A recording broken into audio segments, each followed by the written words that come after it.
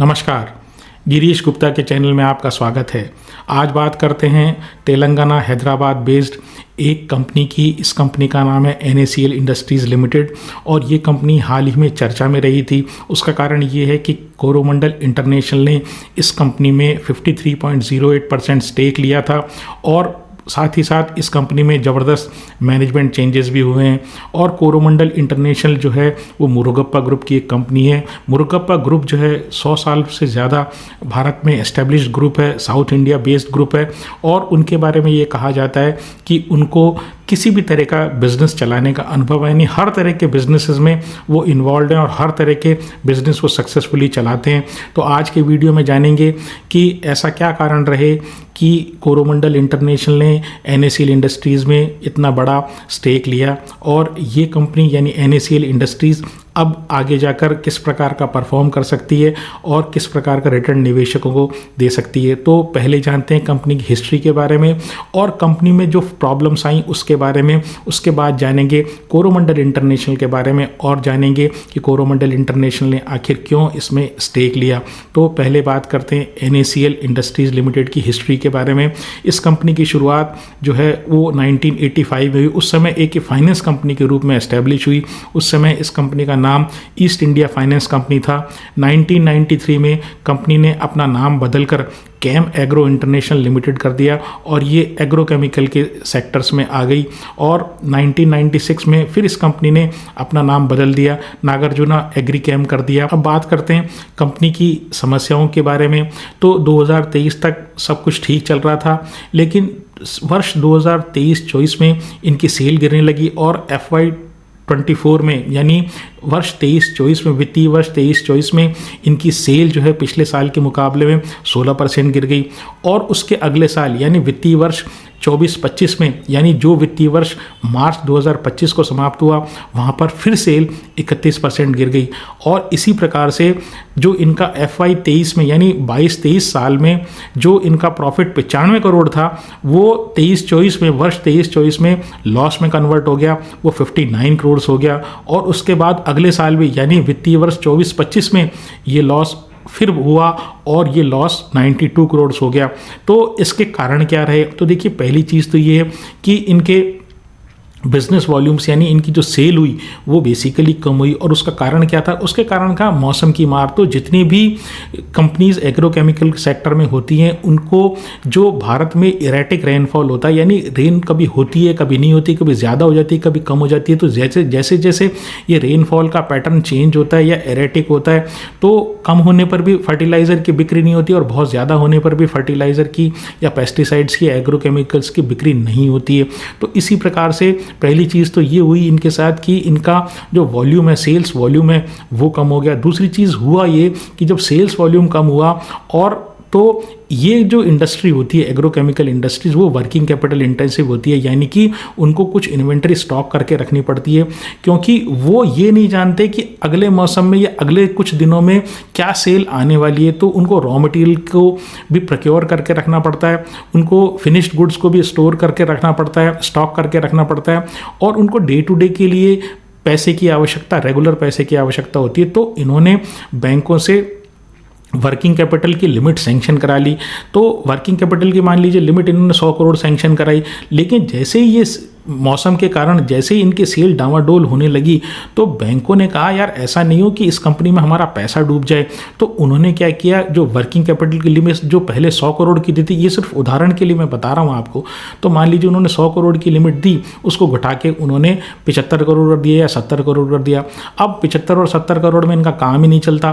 तो हुआ ये कि इनके बिजनेस वॉल्यूम में और गिरावट आई। ओवरऑल इम्पैक्ट ये हुआ कि इनके जो डे टू डे ऑपरेशंस थे वो प्रभावित होने लग गए। दूसरी मार इनके ऊपर पड़ी कोविड की। तो इनके जो क्लाइंट्स फॉरेन में थे, उनके पास ऑलरेडी स्टॉक पड़ा हुआ था। तो पहली चीज़ तो ये कि इन्होंने उन लोगों ने इनसे माल नहीं लिया। दूसरी चीज़ क्या थी कि इनके जो कॉम्पिटिटर्स थे, उन कॉम्पिटिटर्स ने उन जो अपना माल है वो लोअर लेवल पे यानी सस्ते में बेचना शुरू कर दिया, क्योंकि माल निकले तो सही घाटे मुनाफे में, जैसा भी एक बार माल जाए ताकि वर्किंग कैपिटल का साइकिल शुरू हो। और इसी कारण से इनको भी अपने माल जो है ना वो सस्ते में निकालना पड़ा। NACL के प्रमोटर्स को जब अपने ऑपरेशंस में इस कंपनी को चलाने में कठिनाई आने लगी तो उन्होंने एक बहुत ही समझदारीपूर्ण काम किया। उन्होंने ज़बरदस्ती इस कंपनी को कहीं से इधर उधर से कोई फाइनेंस अरेंज करके चलाने का प्रयास नहीं किया। उन्होंने एक समझदारीपूर्ण निर्णय किया कि भाई अच्छी खासी कंपनी है, एक वर्किंग कैपिटल में हमें प्रॉब्लम आ रही है, तो क्यों ना हम अपना एक सिग्निफिकेंट स्टेक जो है ना वो एक अच्छी कंपनी को बेच दें, ताकि कम से कम ये जो कंपनी एग्जिस्टिंग कंपनी वो सर्वाइव तो करे। तो उन्होंने मार्च 2025 में, इस साल के मार्च 2025 में उन्होंने एक 53.08% स्टेक जो है वो कोरोमंडल इंटरनेशनल को बेच दिया और कोरोमंडल इंटरनेशनल ने इस कंपनी में 76.7 यानी 76 रुपये 70 पैसे में ये डील फाइनल की। अब जैसे ये डील फाइनल हुई तो कंपनी को यानी बैंक्स को ये पता लग गया कि भाई कोरोमंडल इंटरनेशनल का इसमें मेजॉरिटी स्टेक हो गया, और जैसे ही उनको ये बात पता लगा कि एक बहुत ही स्ट्रांग प्रमोटर जो है वो इस कंपनी को में मेजॉरिटी स्टेक ले चुका है, तो उन्होंने जो वर्किंग कैपिटल की लिमिट जो रेस्ट्रिक्ट कर दी थी वो भी उन्होंने रिलीज़ कर दी। अब जैसे ही वर्किंग कैपिटल की लिमिट उन्होंने रिलीज़ की तो कंपनी के डे टू डे ऑपरेशंस के लिए पैसा मिलने लगा, और पैसा मिलने से इस कंपनी के जो है वो ऑपरेशंस में इम्प्रूवमेंट आने लगा। तो जो H1 FY25 यानी पिछले साल यानी अप्रैल से लेकर सितंबर 2024 में जो इनकी सेल थी वो 765 करोड़ थी। जो इस साल यानी अप्रैल से लेके सितंबर 2025 में वो सेल बढ़कर 905 करोड़ हो गई है। 18% का half year to half year यानी पिछले साल का जो फर्स्ट हाफ है और इस साल का जो फर्स्ट हाफ है तो वहाँ पर 18% की सेल इंप्रूव हुई है। तो आप समझ सकते हैं कि एक प्रमोटर के आने पर बैंकों ने किस प्रकार का एक्शन लिया और किस प्रकार से स्ट्रांग प्रमोटर के कारण कंपनी की फाइनेंसेस में या कंपनी की परफॉर्मेंस में इम्प्रूवमेंट आ जाता है। दूसरा एक्शन जो कोरोमंडल इंटरनेशनल लिया वो ये लिया कि उन्होंने कुछ की मैनेजमेंट चेंजेस भी किए, यानी कुछ अपने आदमी की पोजीशंस पे कंपनी को बिठाए, और वो ये बात जाहिर करता है कि जो मुरुगप्पा ग्रुप है या जो कोरोमंडल इंटरनेशनल है वो इस कंपनी को की परफॉर्मेंस इंप्रूव करने में, इस कंपनी को आगे बढ़ाने में इंटरेस्टेड है। NACL का फिलहाल राइट्स इशू भी चल रहा है जिसकी रिकॉर्ड डेट आज 12 तारीख थी, और 12 तारीख का मतलब ये कि 12 तारीख तक जिन जिन लोगों के पास शेयर थे उनको इस राइट्स में पार्टिसिपेट करने का अवसर मिलेगा। और जो राइट्स आ रहा है ये बहुत ही सस्ते दामों पर, यानी कि जो ओरिजिनल प्राइस में 76.7 रुपीज़ में कोरोमंडल इंटरनेशनल ने इस NACL में अपना स्टेक खरीदा था उसी प्राइस पे ये राइट इशू आ रहा है। और हर 21 शेयर के बदले में अगर आपके पास 21 शेयर हों तो आपको 5 शेयर राइट्स के रूप में एट 76.7 रुपये 70 पैसे मिलेंगे। अब जानते हैं NACL इंडस्ट्रीज़ के बिजनेस के बारे में। तो ये क्रॉप प्रोटेक्शन केमिकल्स के बिजनेस में, ये क्रॉप प्रोटेक्शन केमिकल जो होते हैं ये 3 तरीके होते हैं, वो पेस्टिसाइड्स, हर्बिसाइड्स और फंगिसाइड्स, ये 3 तरह के क्रॉप प्रोटेक्शन केमिकल्स बनाते हैं, यानी कि वो केमिकल जिससे फसलों को नुकसान नहीं हो। तो जो पेस्टिसाइड्स होता है वो फसलों की कीड़ों मकोड़ों से रक्षा करता है, जो फंगिसाइड होता है वो फंगस वगैरह कोई रोग जो पौधों में लग जाता है उसको ख़त्म करता है, और जो तीसरा होता है वो हर्बिसाइड, तो जो खरपतवार होती है, जो अनवांटेड वीड्स जो होती हैं, यानी खेतों में पौधों के चारों तरफ जो ऐसी चीज़ अनवांटेड प्लांट्स उग जाते हैं जो उस फसल के पोषण को, न्यूट्रिएंट जो ज़मीन में होते हैं उनको खाते हैं, और जिसके कारण जो फसल है वो पूरी पैदा नहीं हो सकती या अपनी पूरी ताकत से पैदा नहीं हो सकती, तो उनको ख़त्म करते हैं। तो 3 तरह के ये केमिकल बनाते हैं। ये 2 सेगमेंट्स में इन चीज़ों को बनाते हैं, यानी जो एग्रोकेमिकल ये बनाते हैं 2 सेगमेंट्स में बनाते हैं। जो पहला जो सेगमेंट है उसको टेक्निकल सेगमेंट बोलते हैं, और जो दूसरा सेगमेंट है उसको फॉर्मुलेशन सेगमेंट बोलते हैं। अब ये टेक्निकल सेगमेंट क्या होता है? टेक्निकल का मतलब ये कि जो एक्चुअल इंग्रेडिएंट होता है, जैसे दवाई में एक्चुअल इंग्रेडिएंट को हम API बोलते हैं, एक्टिव फार्मास्यूटिकल इंग्रेडिएंट, तो ऐसे ही एग्रोकेमिकल में जो एक्चुअल कंटेंट होता है जिसके कारण वो दवाई किसी फसल पर एक्शन लेती है उसको हम टेक्निकल बोलते हैं। तो ये टेक्निकल भी बनाते हैं, साथ ही साथ फॉर्मुलेशन भी बनाते हैं। अब फॉर्मुलेशन क्या हुआ? फॉर्मुलेशन का मतलब ये हुआ वो जो टेक्निकल है, जो एक्चुअल केमिकल का कंपाउंड है या वो मॉलिक्यूल है, उसको जब हम इस प्रकार के तो इस प्रकार के मीडियम में डाल देते हैं जिससे उसको किसान आसानी से प्रयोग कर सके, यानी कि उसको किसी लिक्विड में डाल देंगे ताकि वो जो किसान है वो आसानी से उसको इस्तेमाल कर सके, या उसको पाउडर में किसी में डाल पाउडर के साथ मिक्स कर देंगे तो आसानी से वो छिड़काव उसका हो सके और आसानी से ज़मीन में वो न्यूट्रिएंट एब्जॉर्ब हो सके। तो ऐसे जो मीडियम के साथ जो मिक्स करना होता है उस चीज़ को हम फॉर्मुलेशंस बोलते हैं। तो ये ब्रांडेड फॉर्मुलेशंस भी बनाते हैं, नॉन ब्रांडेड भी बनाते हैं। ब्रांडेड फॉर्मुलेशंस का मतलब ये है कि आपने उसके ऊपर कोई ब्रांड छाप दिया, और नॉन ब्रांडेड का मतलब ये आपने ऐसा कैसा जो फॉर्मुलेशन है ना वो किसी अन्य कंपनी को बेच दिया और वो कंपनी जो है अपना ठप्पा लगा देती। अब ये B2B और B2C दोनों सेगमेंट्स में काम करते हैं। B2B का मतलब ये कि जो इंस्टीट्यूशनल क्लाइंट्स को ये बेचते हैं या जो एक्सपोर्ट करते हैं, वो जो चीज़ है वो B2B सेगमेंट है, यानी बिजनेस टू बिजनेस सेगमेंट है। इसके अलावा इनका प्रेजेंस जो है वो B2C में भी, यानी डायरेक्ट किसानों को जब ये बेचते हैं तो इसको B2C सेगमेंट कहा जाता है। तो ये भारत के 20 स्टेट्स में प्रेजेंट हैं और 6500 से ज़्यादा इनके डीलर्स हैं, वहाँ पर अपने ये ब्रांडेड फॉर्मुलेशंस बेचते हैं।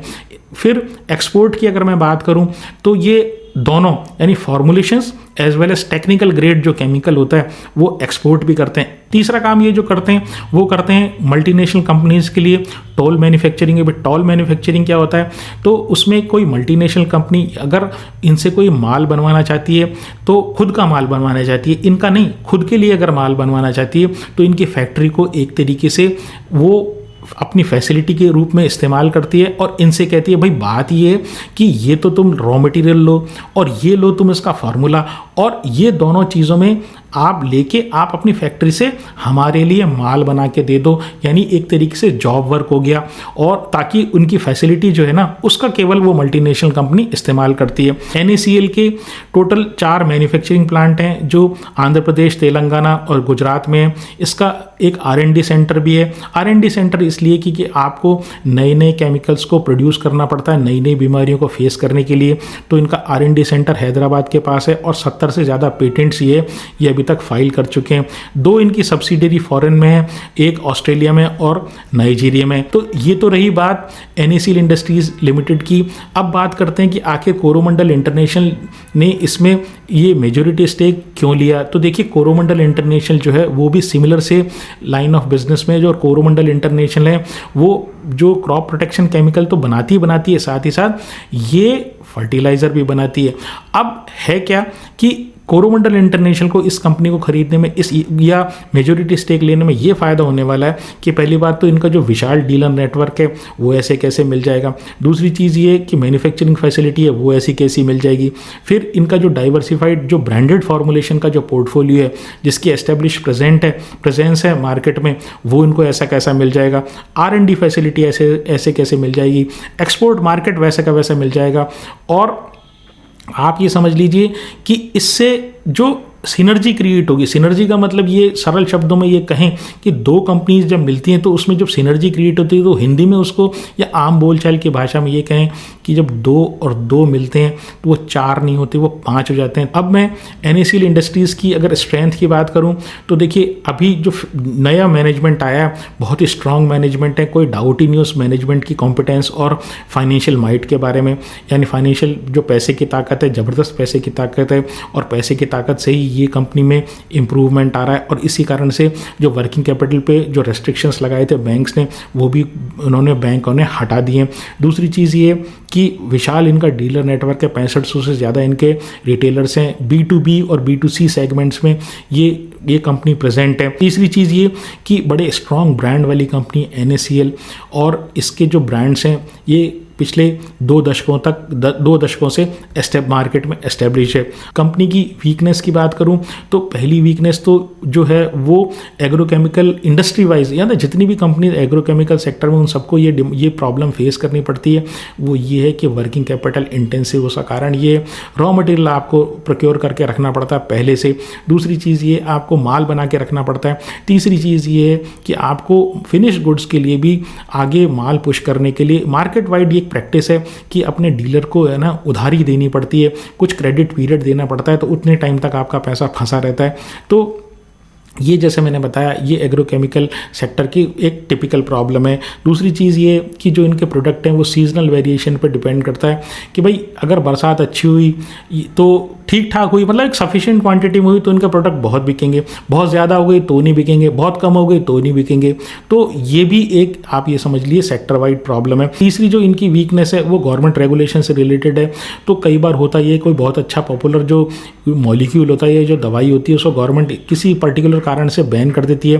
पास्ट में भी ऐसा हुआ है कि गवर्नमेंट ने कि भाई ये फसल के जो अल्टीमेट कंज्यूमर हैं वो ह्यूमन बींग्स, आप और हमारे जैसे लोग होते हैं, तो उनके स्वास्थ्य को नुकसान नहीं पहुँचे तो कोई ज़्यादा जहरीला अगर कोई केमिकल होता है तो उसको बैन कर देती है। तो जो गवर्नमेंट के रेगुलेशंस हैं उस पर भी ये एग्रोकेमिकल इंडस्ट्री से काफ़ी फ़र्क पड़ता है। और चौथी चीज़ ये कि ये बात जो काम करते हैं ना, वो काम करते हैं जेनरिक मॉलिक्यूल्स। जेनरिक मॉलिक्यूल्स वो मॉलिक्यूल्स होते हैं जो वर्ल्ड वाइड रिसर्च करके जो नए मॉलिक्यूल्स का जब पेटेंट ख़त्म हो जाता है, कोई बड़ी कंपनी हुई उसने एक रिसर्च किया और उसके लिए उसने पेटेंट हासिल किया, पेटेंट हासिल करने के कुछ समय तक उसके ऊपर एकाधिकार रहता है उसको, और जब वो मॉलिक्यूल का पेटेंट पीरियड ख़त्म हो जाता है तो काफ़ी सारी कंपनीज जो हैं उनको उस मॉलिक्यूल को बना सकती है।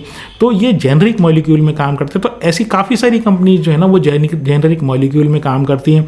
तो कंपनी को ये कंपटीशन ऑर्गेनाइज्ड और अनऑर्गेनाइज्ड दोनों साइड से फेस करना पड़ता है। मार्केट कैप की बात करूं तो 3770 करोड़ का मार्केट कैप है और डेट टू इक्विटी 1.13 है, यानी हर 100 रुपये की इक्विटी पर 113 रुपये का कर्जा है।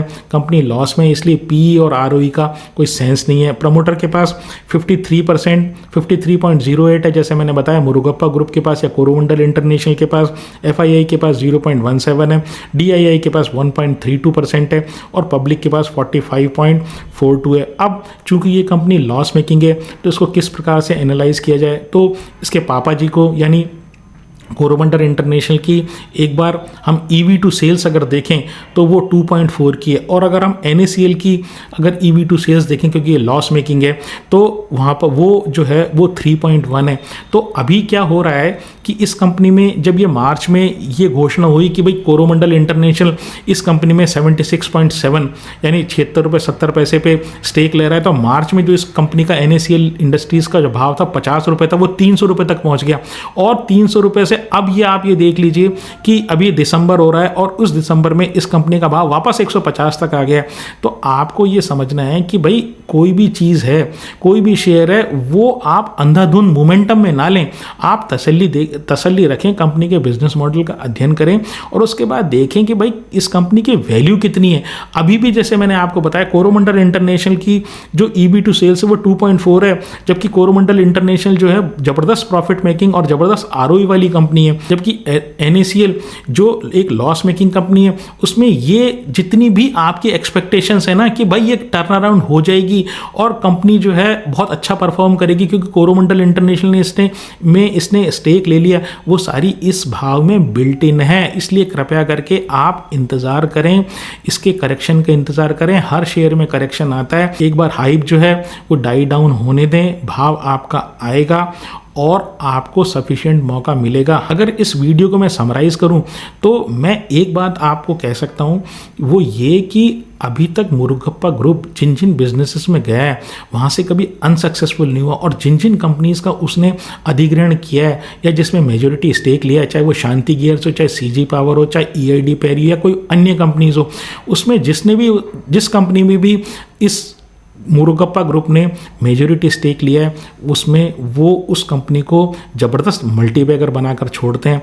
तो आप ये समझ लीजिए ये जो मुरुगप्पा ग्रुप है वो एक मिडास टच देता है अपनी जो एक्वायर की गई कंपनीज़ को, या सरल शब्दों में कहें तो एक तरीके से पारस पत्थर का काम करता है जो लोहे को भी सोना बना देता है। लेकिन लोहे से सोना इमीडिएटली बन जाता है, लेकिन कंपनीज़ के टर्न अराउंड में टाइम लगता है। मेरी व्यक्तिगत राय ये है कि ये कंपनी आगे आने वाले समय में NACL इंडस्ट्रीज़ जो है आने वाले समय में अच्छा परफॉर्म करेगी, लेकिन आप पैसा तभी बनाएंगे जब आपको एक रीजनेबली लोअर लेवल पर आप इस शेयर को खरीदें और इंतज़ार करें, पेशेंस रखें। किस लेवल पे ख़रीदना है कब खरीदना है ये आप थोड़ा से खुद एक्सरसाइज करें और अपने फाइनेंशियल एडवाइज़र से पूछें। मेरी इस शेयर में या किसी अन्य शेयर में खरीदने या बेचने की कोई राय नहीं है। अगर आपको मेरा प्रयास पसंद आया हो तो चैनल को सब्सक्राइब करें, वीडियो को लाइक करें और शेयर करें। आज के लिए इतना ही। नमस्कार, धन्यवाद, जय हिंद।